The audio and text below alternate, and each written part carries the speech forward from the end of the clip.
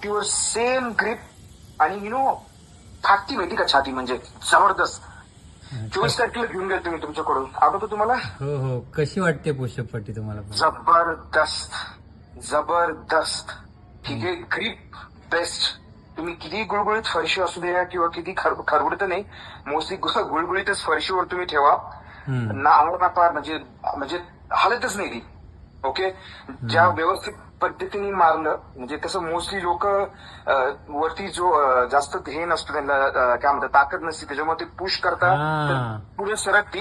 बरोबर. पण एकदम म्हणजे टेक्निकली आपण जसं जोर मारतो असं मारलं ना तर ती हलू शकत नाही, माहिती का, बरोबर. जागेवरून. तुम्ही आता जो पॉइंट म्हटला ना ते खूप महत्वाचं आहे.